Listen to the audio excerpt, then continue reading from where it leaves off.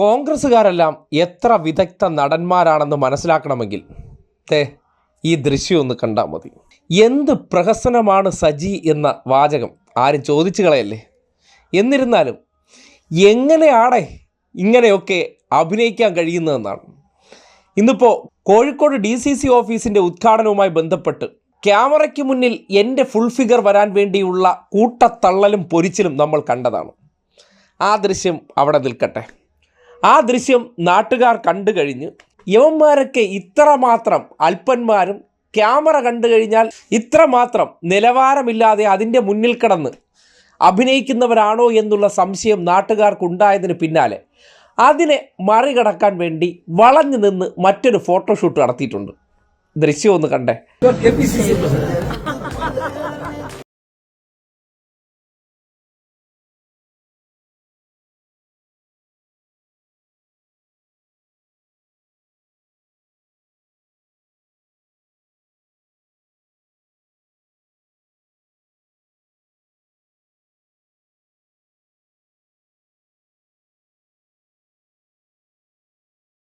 കണ്ടില്ലേ, ആ ക്യാമറ കൃത്യമായിട്ട് രമേശ് ചെന്നിത്തലയുടെ സൈഡിൽ നിർത്തുന്നു.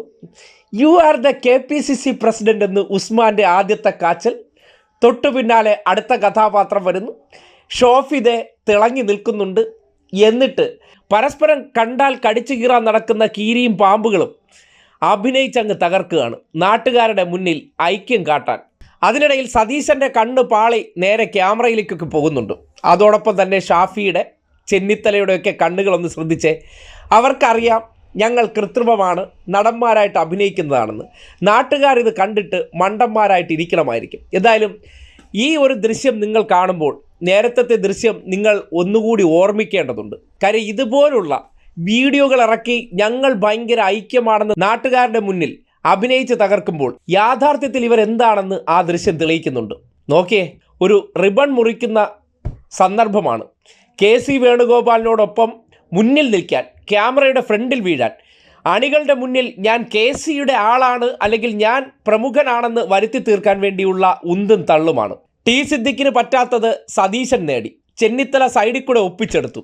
KC അബു അവിടെ ഉരുക്കു മനുഷ്യനെ പോലെ നുഴഞ്ഞു കയറ്റക്കാരെ മുഴുവൻ ഇടിച്ചു പുറകിലാക്കി അദ്ദേഹം സ്വന്തം സ്ഥാനം ഉറപ്പിച്ച് ഹീറോയുമായി. കണ്ടില്ലേ, ഇവരാണ് ഇതിന് ശേഷം നാട്ടുകാർ അത് ശ്രദ്ധിക്കുന്നു എന്ന് കണ്ടപ്പോൾ ഞങ്ങൾ അങ്ങനെയൊന്നുമല്ല, ഞങ്ങൾ നല്ല ഐക്യത്തിലാണെന്ന് കാണിക്കാൻ വേണ്ടി ഈ നാറിയ ഫോട്ടോഷൂട്ട് നടത്തിയിരിക്കുന്നത്. ഈ ഫോട്ടോഷൂട്ട് മാത്രമല്ല, ഇതിന് ശേഷം ഒരു ജനഗണമന കൂടി അരങ്ങേറിയിട്ടാണ് പോയത്. അതുകൂടി നിങ്ങൾ കാണണം. ജനഗണമംഗളദായക ജയ ഹേ. ഒരു മിനിറ്റ്, അവിടെ CD എഴുതല്ലോ. ജനഗണമംഗളദായക ജയ ഹേ. ഒരു മിനിറ്റ്, അവിടെ CD കേട്ടല്ലോ. നയിക്കാൻ വേണ്ടി ഇറങ്ങുന്നവർക്ക് ഈ രാജ്യത്തിൻ്റെ ദേശീയ ഗാനത്തിൻ്റെ 4 വരി ചൊല്ലാറിയില്ല. ഇവരാണ് ഈ നാട് ഭരിക്കാൻ നടക്കുന്നത്.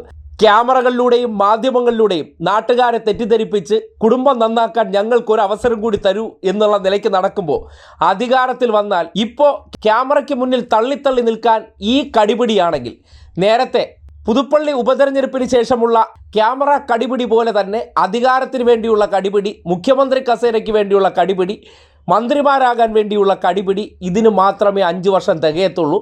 പോരാത്തതിന് നേരത്തെ ചെയ്തതുപോലെ തന്നെ ഖജനാവ് മുഴുവൻ കഴുകി വീട്ടിൽ കൊണ്ടുപോകുന്ന ഒരു അവസ്ഥ കൂടി ഉണ്ടാകും. അത് വരാതിരിക്കാൻ ജനങ്ങൾ ജാഗ്രത പുലർത്തേണ്ട സന്ദർഭമാണ്. വ്യക്തികളെ മനസ്സിലാക്കേണ്ട ഇതുപോലുള്ള സന്ദർഭങ്ങളാണ്.